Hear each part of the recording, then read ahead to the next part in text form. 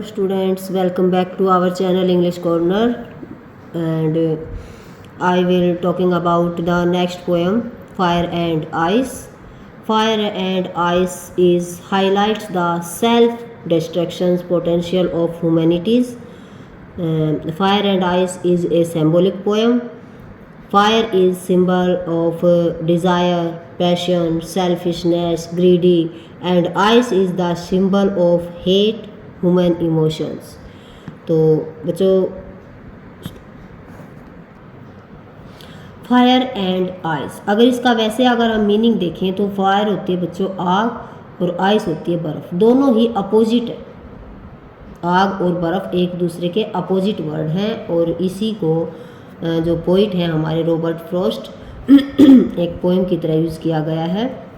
Robert Frost is a naturalist poet.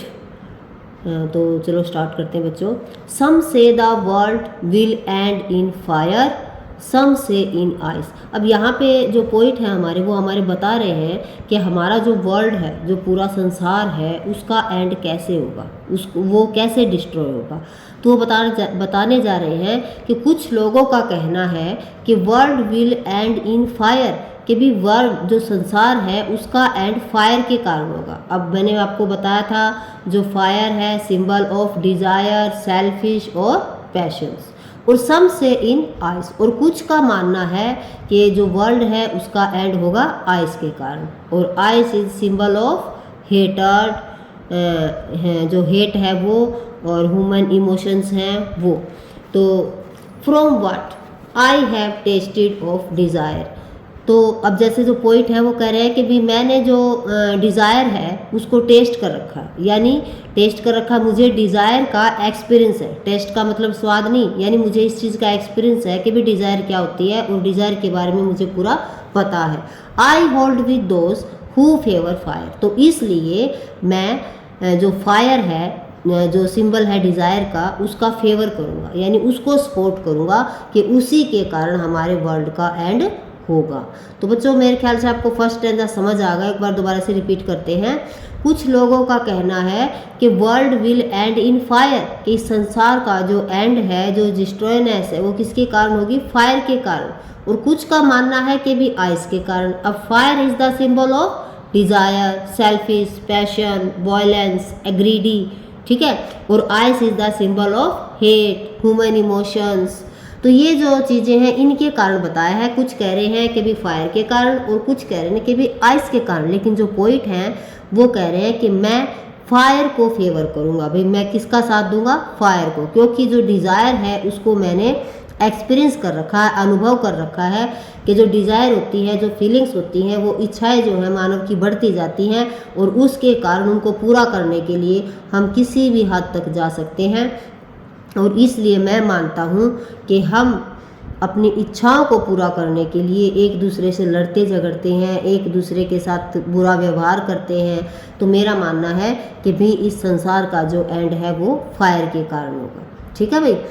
Next जो paragraph है उसमें देखिए, but it is had to perish twice, लेकिन अगर पेरिश ट्वाइस, पेरिश का मतलब होता है डाई, अगर इस संसार को दोबारा से मरना पड़े। फर्स्ट जो ऑप्शन बताया है फायर बताया है पोइट के द्वारा, लेकिन अब जो पोइट है वो कह रहे हैं कि अगर इसको दोबारा से मरना पड़े, दोबारा अगर इसको चांस मिलता है, तो I think I know enough to hate, तो उसके लिए, यानी बाकी बचे हुए संसार को ख़त्म होने के लिए, एंड होने के लिए, जो हेट है, जो नफ़रत है, वो काफ़ी है। यानी पहला काम तो कर देगी फायर, अगर बाकी फिर भी कुछ बच जाता है तो उसके लिए हेट, जो नफ़रत है, वो काफ़ी है। To say that for distractions ice is also great, तो हम कह सकते हैं कि जो डिस्ट्रक्शन है, डिस्ट्रक्शन होता है बच्चों एंड ऑफ वर्ल्ड, इस संसार का जो एंड है वो आइस के कारण होगा। Ice is symbol of hate, it also is also great, क्या ये सही है, क्या सही है, एंड वुड सफिशियंस, और क्या ये इसके लिए पर्याप्त है, काफ़ी है। तो इसमें जो हमारे पोइट हैं रॉबर्ट फ्रॉस्ट, वो बताना चाह रहे हैं कि भी जो ह्यूमन बीइंग है उनके अंदर इतनी सारी सेल्फिशनेस, पैशंस, वायलेंस, ग्रीडी और हेटनेस इतनी सारी भरी पड़ी हैं कि हम एक दूसरे को अपनी फीलिंग्स को पूरा करने के लिए, मारने के लिए भी तैयार हो जाते हैं। तो इन सब से जब हम लड़ाई झगड़ा करेंगे तो क्या होगा, हमारी जो फीलिंग्स हैं उनको पूरा करने के लिए, अपने पैशंस को पूरा करने के लिए हम एक दूसरे के साथ वॉयलेंस करते हैं, खून खराबा करते हैं, लड़ाइयाँ करते हैं। तो इससे होगा क्या, इससे हमारे वर्ल्ड का एंड ही होगा। यहाँ पे बच्चों ईट वर्ड यूज हुआ है। ईट का मतलब है वर्ल्ड यानी संसार। तो इसके अंदर कुछ पोएटिक डिवाइस भी यूज़ किए गए हैं, राइमिंग स्कीम भी यूज़ की गई है, जिसको हम देख लेते हैं। अब फर्स्ट लाइन में देखिए बच्चों, सम वर्ड की रिपीटेशन है। तो यहाँ पे क्या है, एलिट्रेशन बोलेंगे, एस की रिपीटेशन है, तो यहाँ पे क्या हो जाएगा एलिट्रेशन। और यहाँ पे सम को 2 बार रिपीट किया गया है, तो यहाँ पे क्या होगा रिपीटेशन। नेक्स्ट आ जाइए, ये एक सिंबॉलिक पोएम है, ये मैंने आपको बता दिया था। यहाँ पे जैसे ओ वावल की बार बार रिपीटेशन है, तो यहाँ पे हो जाएगा एसोनेंस।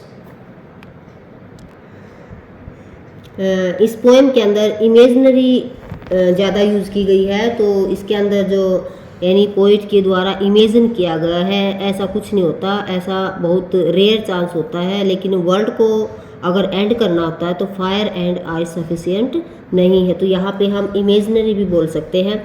अब बच्चों जैसे मैंने आपको जो फर्स्ट पोएम थी उसके अंदर बताया था कि लाइन की जैसे एंडिंग नहीं दिखाई गई है, यहाँ पे फर्स्ट लाइन कंटिन्यू है, सेकंड लाइन में एंडिंग है, तो यहाँ पे एंजॉयमेंट भी है। और इसके साथ राइमिंग स्कीम अगर हम देखें तो ए, यहाँ पे क्या हो जाएगा ए, फायर डिज़ायर,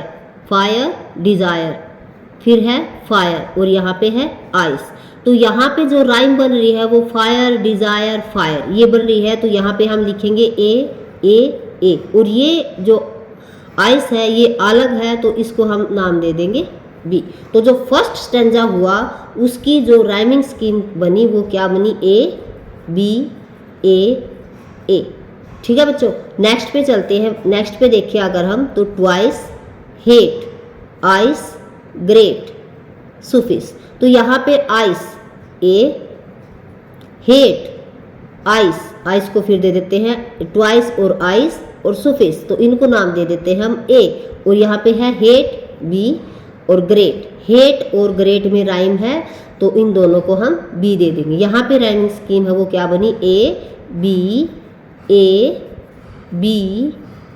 ए। तो बच्चों फर्स्ट जो स्टेंजा है उसके अंदर जो राइमिंग स्कीम है वो बनती है ए बी ए, और सेकंड जो स्टेंजा है उसके अंदर ए बी ए। तो आई होप आपको जो ये पोएम है ये समझ आई होगी, और इसी के साथ दोबारा मिलते हैं नेक्स्ट पोएम में। बाय।